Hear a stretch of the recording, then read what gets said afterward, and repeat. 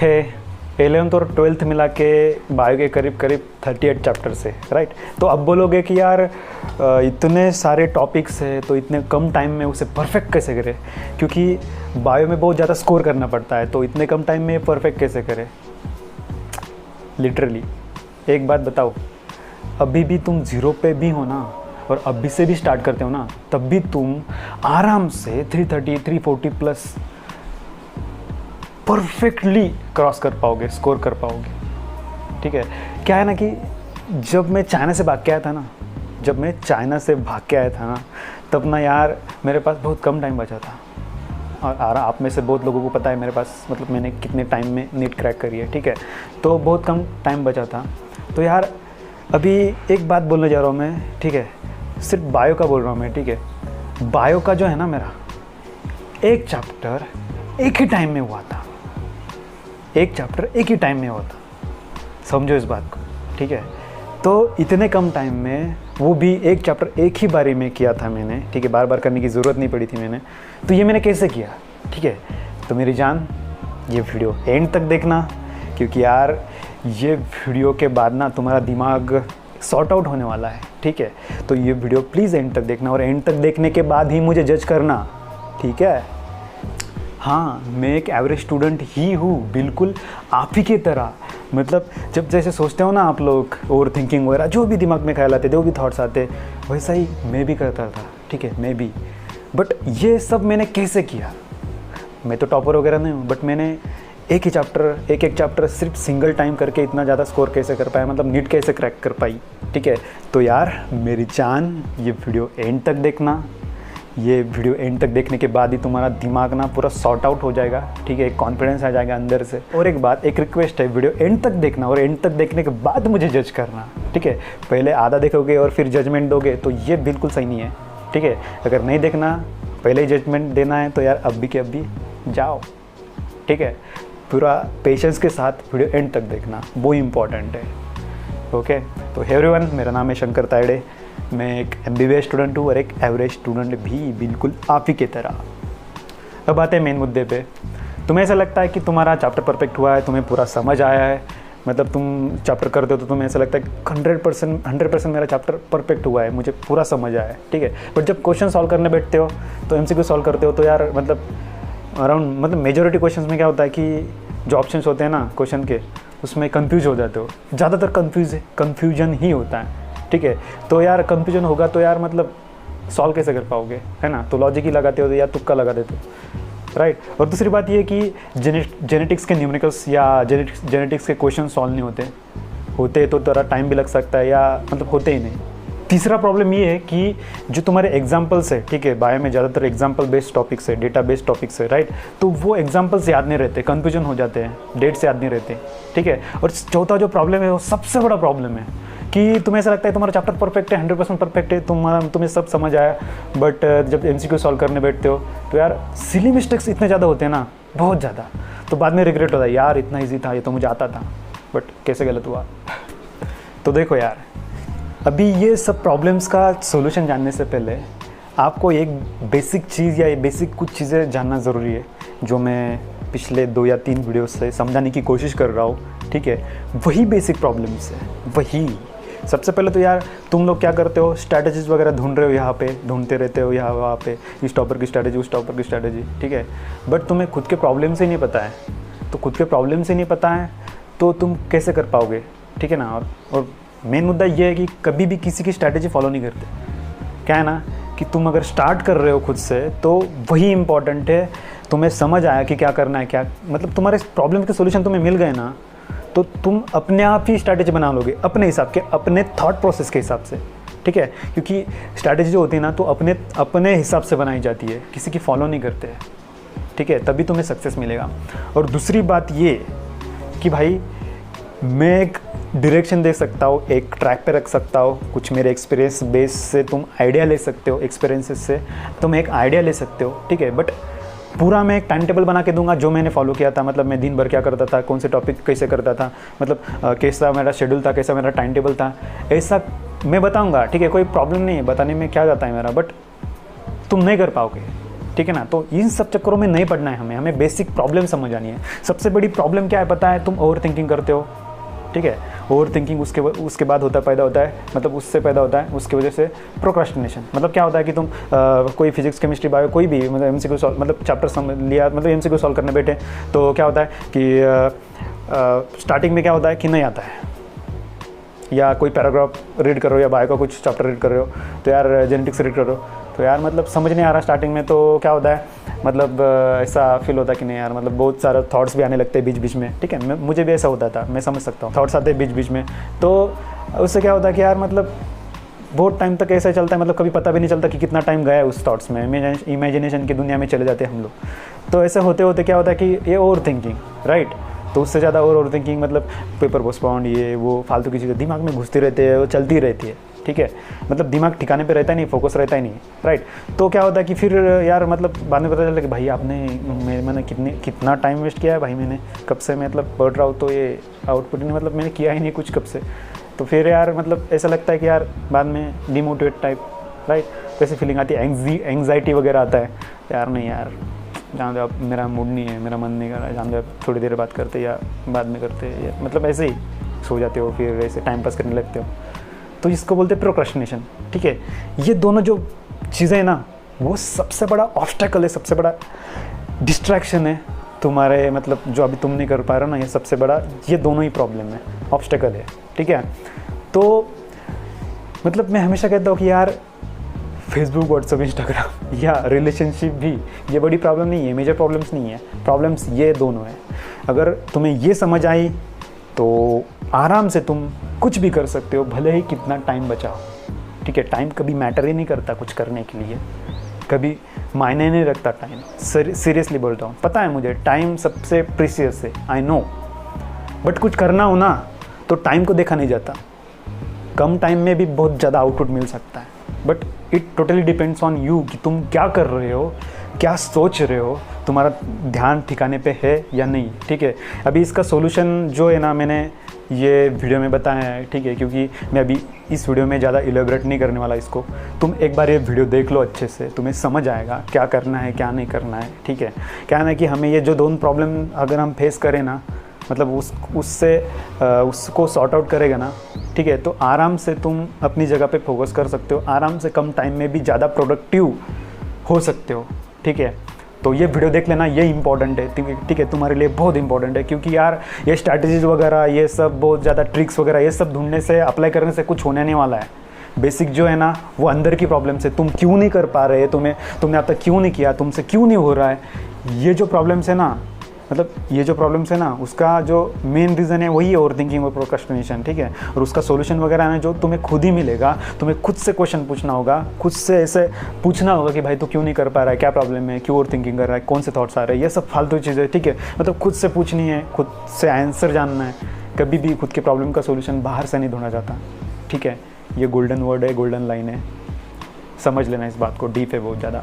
तो ये वीडियो देख लेना, ये इंपॉर्टेंट है बहुत ज़्यादा, ठीक है, देख लेना प्लीज़ यार, दिल से बोल रहा हूँ, दिल से बनाया है वो वीडियो, दिल से समझाने की कोशिश करी है, प्लीज़ देख लेना, ओके।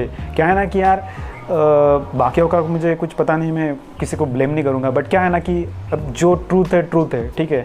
कोई किसी को, हम जैसे लोगों को पुश की ज़रूरत होती है, हम जैसे एवरेज स्टूडेंट को एक पुश की ज़रूरत होती है, उनसे करवाने की, मतलब क्या है ना कि उनको ट्रैक पे रखना ज़रूरी है, हर टाइम उनको पुश देना ज़रूरी होता है, राइट। तो वो कोई नहीं करता है, कोई कोचिंग वाला नहीं करता है। क्या है ना कि उनके शेड्यूल के हिसाब से पूरा सिलेबस खत्म होता है, मॉक टेस्ट चालू रहते हैं, ऐसा उनके हिसाब से चालू रहता है उनका, ठीक है। बट जो मेन मुद्दा है कि हमें पुश की ज़रूरत होती है, ये जो स्टूडेंट्स हैं ना, एवरेज स्टूडेंट्स, वो मेजोरिटी में है, ठीक है, इसीलिए वो टॉपर सिलेक्ट होते हैं। मतलब हमारे जैसे अगर हमारे ऊपर ध्यान नहीं दिया ना, तो हम नहीं होते यार, सच में। मतलब ऐसा नहीं है कि हम एवरेज, इसका मतलब हम कुछ नहीं कर सकते, हम सच में सबसे ज़्यादा, मतलब सब कुछ कर सकते हैं हम लोग, ठीक है। हम जो आलसी लोग हैं ना, ठीक है, हम कुछ भी कर सकते हैं, बट क्या है ना कि हमें खुद से वो सोचने की ज़रूरत है कि हम क्यों नहीं कर पा रहे, ठीक है। तो हमें किसी की ज़रूरत नहीं पड़ती फिर, ओके। हाँ, तो अब आते हैं मेन मुद्दे पे। तो यार मेरी जान, ध्यान से सुनना अभी, ठीक है। तो सबसे पहले तो क्या करना है, एक शेड्यूल बनाना है बायो का, ठीक है। दोनों सब्जेक्ट मतलब दोनों 11-12 का एक शेड्यूल बनाओ अच्छे से, ठीक है। अपने हिसाब से उस पर टॉपिक ऐड करो, अपने हिसाब से एक टाइम टेबल बनाओ, हर दिन में मतलब कितने चैप्टर्स करने। अरे भले ही तुम दिन में एक चैप्टर करो, ठीक है, बट ठीक है। और शेड्यूल इतना भी डिफ़िकल्ट नहीं बनाना है कि हमसे हो ना पाए फिर, ठीक है। मतलब आसान बनाओ, अपने हिसाब से बनाओ, इजीली फ्लेक्सिबिलिटी रखो उसमें, इजीली हो सके, ठीक है, मतलब परफेक्ट हो सके, मतलब कम से कम एक दिन में एक चैप्टर होना ही चाहिए, ऐसे बनाओ, ठीक है। तो अच्छे से शेड्यूल बनाओ अपने हिसाब से। और बात, ठीक है, और मैं फिर से बताता हूँ कि यही इंपॉर्टेंट है, अभी स्ट्रेस देके सुनना, ठीक है। हर एक चैप्टर, हर सब्जेक्ट में यही इंपॉर्टेंट है कि अभी एक एक चैप्टर कैसे परफेक्ट करना है, ठीक है। परफेक्ट चैप्टर को परफेक्ट करना ये किसे बोलते हैं, ठीक है।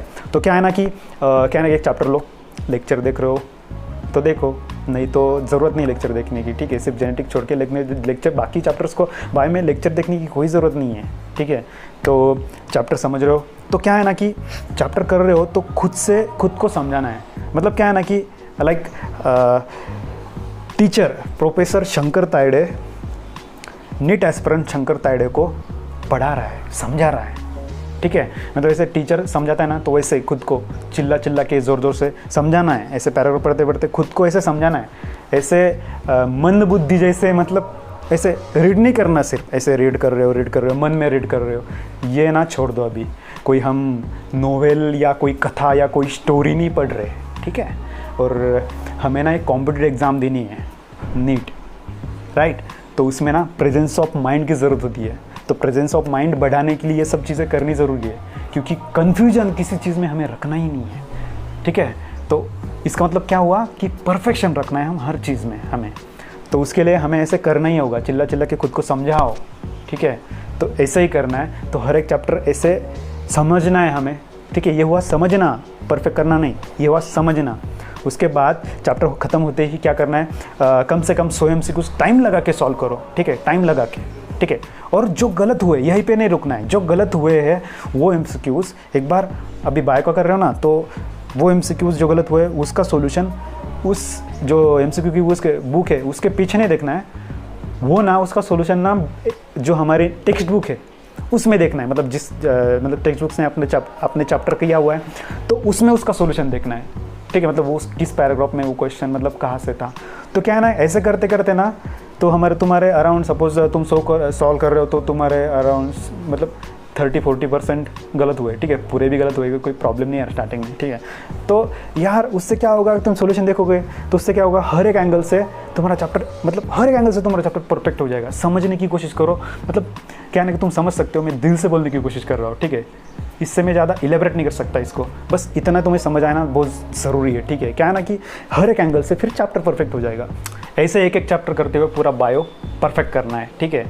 मतलब क्या है ना कि पूरे 2 महीने 3 महीने के बारे में मतलब जो भी जितना भी टाइम बचा है उतना टाइम के बारे में नहीं सोचना है। बस हर एक दिन कितना कर रहे हो, रात को सोने से पहले मतलब वो पूरा दिन के बारे में सोचना है। इतने दिन में मतलब ये दिन में अभी ये है, आज मुझे इतना करना है, ठीक है, ऐसे, ठीक है।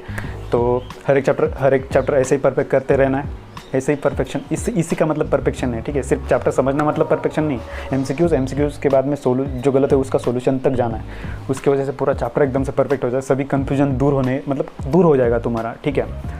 तो अब बात करते हैं कि जो इकोलॉजी वाला पार्ट है, ठीक है, उसको क्या करना है, एक स्टोरी लाइन की तरह याद रखना है, ठीक है। तो उसको तो बार बार रिविजन देने की ज़रूरत ही पड़ेगी ही तुम्हें। तो बार बार मतलब बीच में कभी भी चैप्टर निकालो, मतलब एक बार परफेक्ट कर लो और उसके बाद बार कभी भी जब भी टाइम मिले कहीं पे भी, कहाँ पे भी, कैसे भी, ठीक है, बोर हो रहे हो तो निकालो, ठीक है।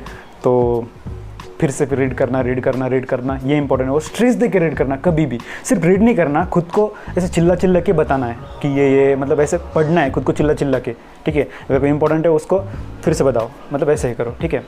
और एक इम्पॉर्टेंट बात, जब तुम हाईलाइट करते हो ना, हाईलाइट, तो अभी ध्यान दे दो, मतलब अभी ध्यान से सुनो मेरी बात।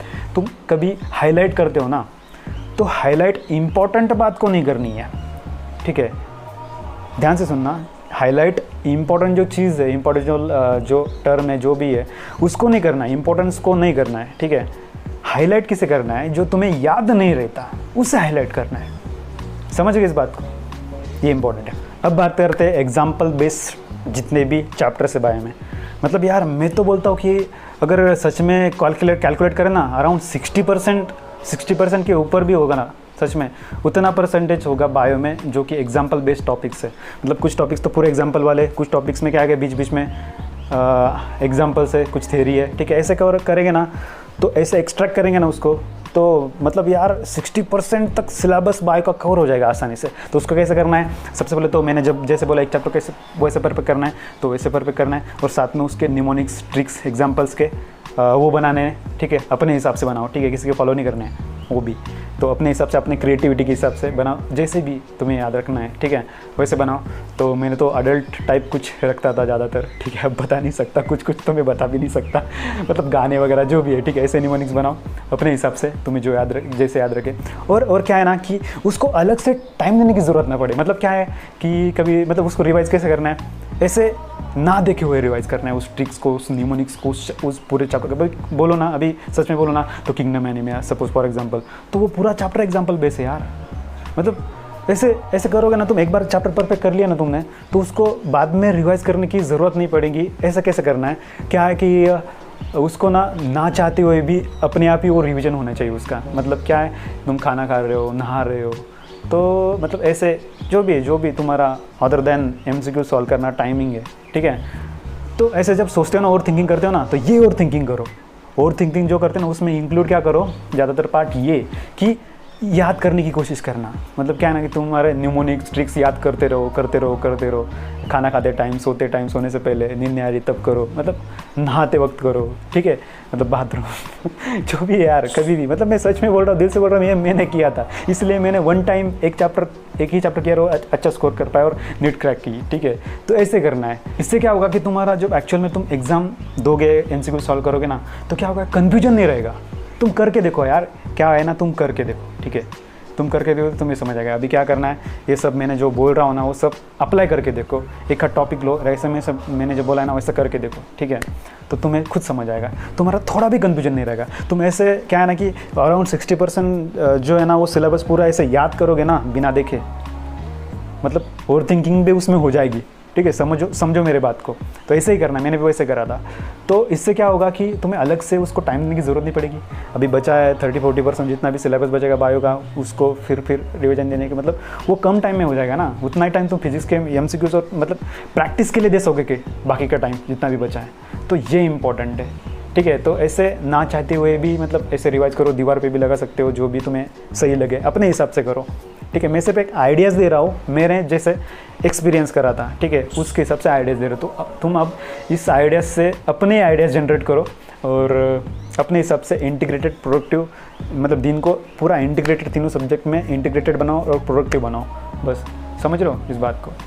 और एक बात ध्यान से सुनो, तुम्हारे स्टडी को और ज़्यादा प्रोडक्टिव बनाने के लिए मैं एक गोल्डन आइडिया दे रहा हूँ, ठीक है। क्या है कि अभी तुम जितना भी पढ़ाई करते हो, स्टडी करते हो, रीडिंग करते हो, ठीक है। तो क्या करना है, सबसे ज़्यादा तो बायो की ज़्यादा रीडिंग करनी होती है ना। तो सबसे ज़्यादा क्या करना है, मतलब क्या करना है कि ऐसे चलते रूम में, टेरिस पे, जहाँ पे भी तुम स्टडी करते हो, वहाँ पे चलते खुद को ऐसे समझाते ज़ोर से वैसे करो, ठीक है। समझ आया? तो उससे क्या होगा, तुम्हारा कन्फ्यूजन कभी नहीं होगा।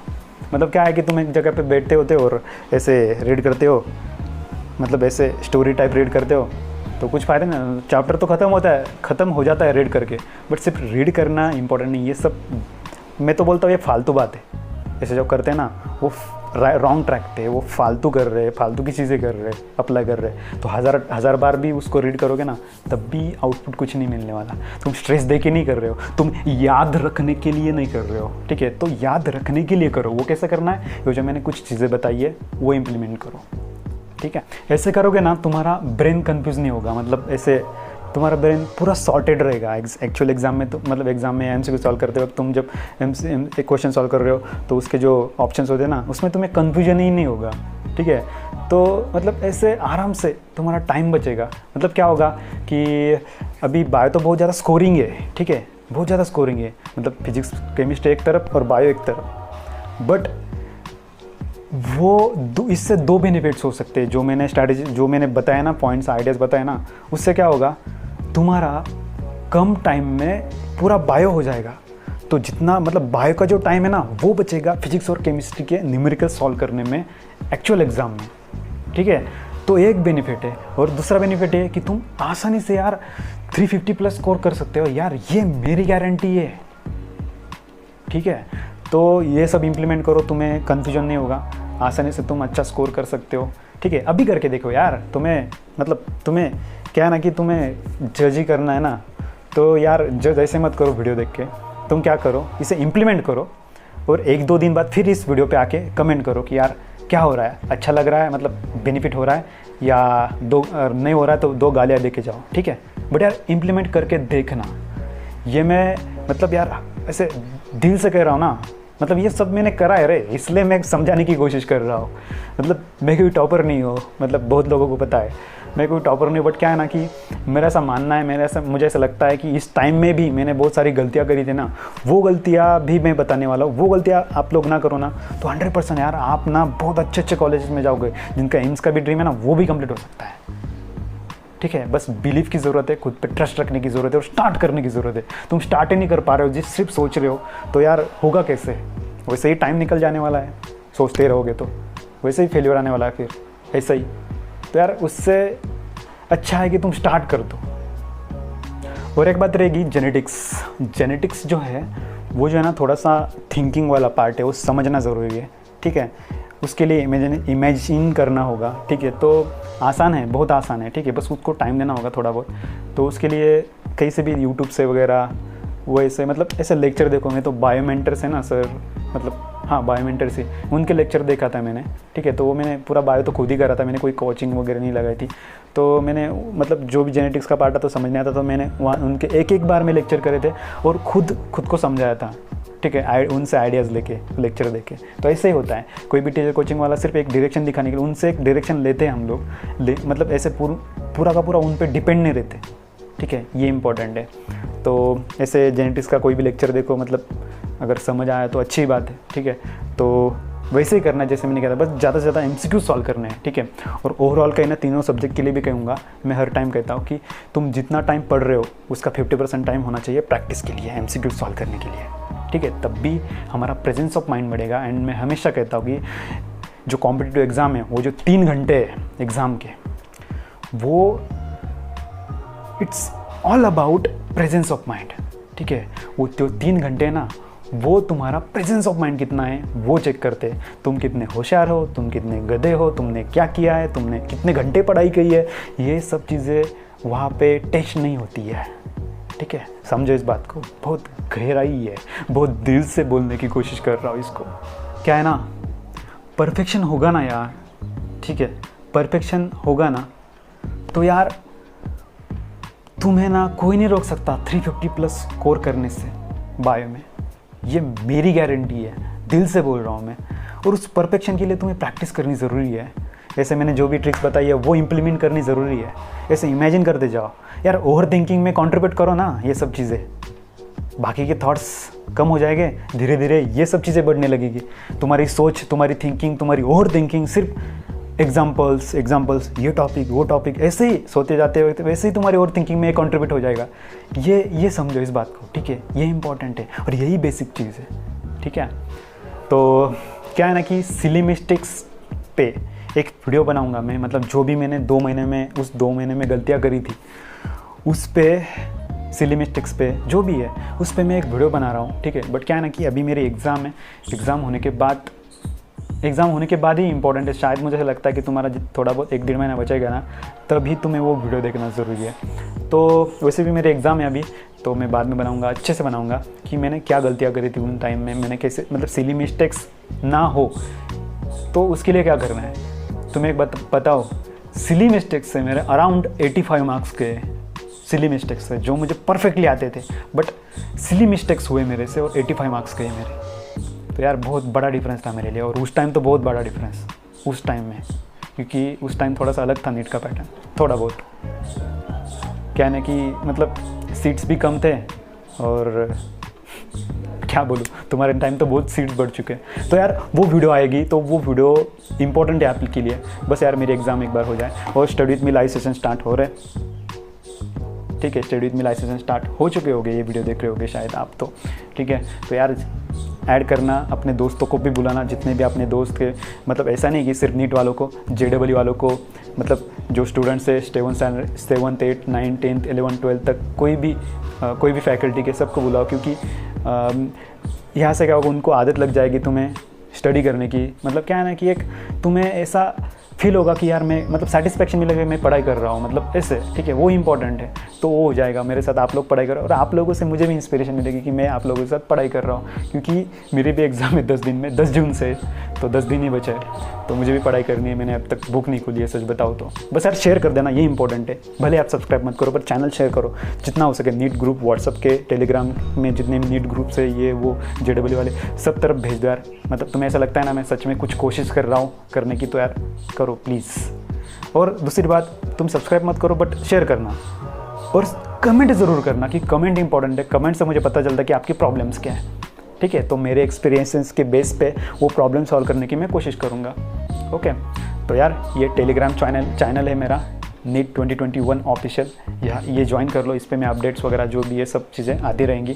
और एक बात हमेशा कहता हूँ, ये मेरी इंस्टाग्राम ID है, फॉलो कर सकते हो अगर तुम्हें अच्छा लगे तो। बस यार आज के लिए इतना ही था। मिलते हैं फिर किसी वीडियो में या study with me live session में। और एक बात, अगर कोशिश करोगे, अगर स्टार्ट करोगे तो सब कुछ आसान है। अगर तुम स्टार्ट ही नहीं करोगे ना, वो आसान भी फिर डिफ़िकल्ट है। बाय।